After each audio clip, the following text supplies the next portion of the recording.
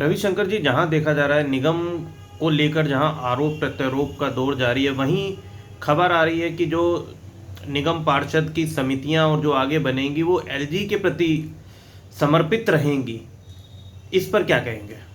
देखिए, आप समझ सकते हैं कि बीजेपी की बौखलाहट क्या है। बीजेपी डर रही है, घबरा गई है, इसलिए चुनाव उसने आगे करवाए थे और अब भी उसे पूरा पता है कि इस बार आम आदमी पार्टी से वो जीत नहीं सकती है, अरविंद केजरीवाल जी के गवर्नेंस से नहीं जीत सकती है वो।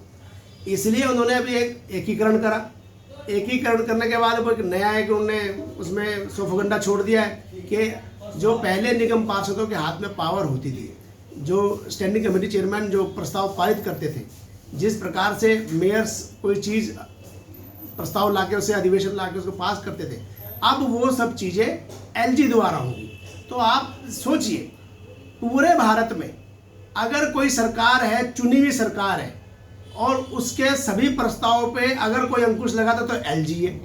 अब नया एक और देखो आ गया है कि जब इनको अपनी हार दिख गई है कि अब निगम प्रशासन यानी निगम पार्षद या मेयर और स्टैंडिंग कमेटी चेयरमैनों की भी जो प्रस्तावित कोई बात होगी वो भी एलजी करेंगे। तो केवल आप देखिए, पूरे भारत में अगर कहीं ना कहीं चुनी हुई सरकार को काम करने से रोका जाता है और आने वाले भविष्य में चुने हुए निगम पार्षद और मेयर और स्टैंडिंग कमेटी चेयरमैन की जो कमेटियां गठित होंगी उनको अगर कहीं रोका जाएगा तो वो केवल दिल्ली में, दिल्ली के उपराज्यपाल की वजह से होएगा। और उपराज्यपाल केवल बीजेपी के इशारे पर सारा काम करते हैं। जहाँ ईडी, सीबीआई और अन्य एजेंसियां काम नहीं कर पाती, वहाँ उपराज्यपाल जी को आगे कर देते हैं। आपने देखा होगा गुजरात की बौखलाहट भी कहीं छुपी नहीं है। गुजरात में भी परिवर्तन होकर रहेगा। जन जन की पुकार है गुजरात के अंदर अरविंद केजरीवाल, और यहाँ एमसीडी में भी यही होगा। केवल अरविंद केजरीवाल का मॉडल, केवल अरविंद की सरकार, क्योंकि शिक्षा और चिकित्सा की कोई बात करती है पूरे भारत में तो केवल अरविंद केजरीवाल जी की सरकार है, अरविंद केजरीवाल जी का मॉडल है। और उस मॉडल को रोकने के लिए, उस केजरीवाल सरकार जी को रोकने के लिए ये रोज नए नए प्रोपेगेंडा छोड़ते रहते हैं, रोज नए नए कोई ऐसी बातें करते रहते हैं, जुमलेबाजी करते रहते हैं, जुमले छोड़ते रहते हैं। लेकिन ना अरविंद केजरीवाल जी रुकेगा, ना अरविंद केजरीवाल जी झुकेंगे, ना वो डरेंगे। वो जनता के लिए काम करते हैं, जनता के लिए हक अधिकार की बात करते हैं, जनता अधिकार के लिए लड़ेंगे, जीतेंगे और आगे बढ़ेंगे। अगर बात करूं परिसीमन के बाद, कल नोटिफिकेशन जारी हुआ है, रिजर्व सीटें रखी गई हैं और 250 सीटें कर दी गई हैं। तो आने वाले निगम इलेक्शन को लेकर राजधानी दिल्ली में आम आदमी पार्टी की अगर मैं बात करूं तो किस स्थिति में आप समझ रहे हैं? स्थिति ये जैसी पैदा कर रहे हैं, अपनी बुखलाहट दिखा के, घबराहट दिखा के, अपनी हार स्वीकार करके, उसमें स्पष्ट है कि मेयर भी आम आदमी पार्टी के ही बनेंगे निगम में, स्टैंडिंग कमेटी चेयरमैन भी आम आदमी पार्टी के बनेंगे।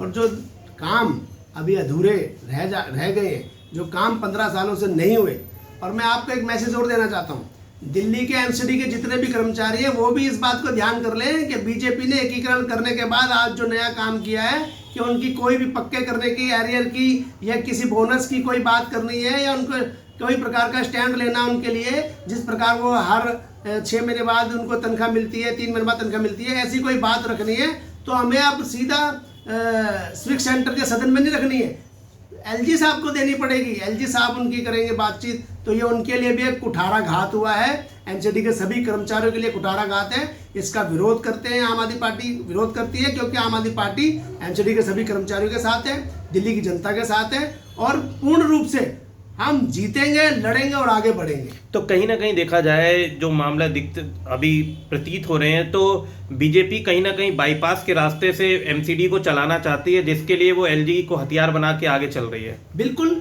वो चलाना नहीं चाहती है, चला रही है। देखिए, मेयर और स्टैंडिंग कमेटी चेयरमैन के हाथ में कोई पावर नहीं होगी, एलजी के हाथ में पावर होगी, और जो बजट की जो पावर है वो कमिश्नर के हाथ में होगी। तो आप देखिए ना, ये कर क्या रहे हैं, ये क्या चाहते हैं देश के अंदर। एक अधिकार है लोगों को अपनी सरकार चुनने का, अपना प्रतिनिधित्व करने के लिए चुनने का, पार्षद हो, विधायक हो, एमपी हो, चुनने का अधिकार है, वोट का अधिकार है। क्या आने वाले टाइम में वोट का अधिकार खत्म होने वाला है क्या? जिस तरीके से ये आज अपना काम कर रहे हैं, जिस तरीके से पीछे बैकडोर से जो काम कराए जा रहे हैं, और जिस तरीके की बात मैंने बताई कि अब जो मेयर और स्टैंडिंग कमेटी चेयरमैन जो सदन में जो बात प्रस्तावित होती थी वो अब एलजी के माध्यम से होंगी, और बजट की सारी पावर कमिश्नर को होगी। तो इस सब साफ जाहिर है कि बीजेपी की बौखलाहट नहीं, पूर्ण रूप से वो हार चुकी है। वो आम आदमी पार्टी से एमसीडी चुनाव पूर्ण रूप से हार चुकी है, उसने हार स्वीकार कर ली है। 250 सीटों में आम आदमी पार्टी कितनी सीटों की संभावना है? मेरी तरफ से तो आप 250 की 250 आम आदमी पार्टी के खाते में डाल दीजिए, क्योंकि बीजेपी ने अपनी हार स्वीकार करने के बाद ही ऐसे प्रस्ताव पारित करने के और ऐसे काम कर रही है जिससे उसे पता है कि आने वाले टाइम में वो किसी भी कोने में खड़ी नहीं दिखाई देगी, दिल्ली में क्या गुजरात में भी।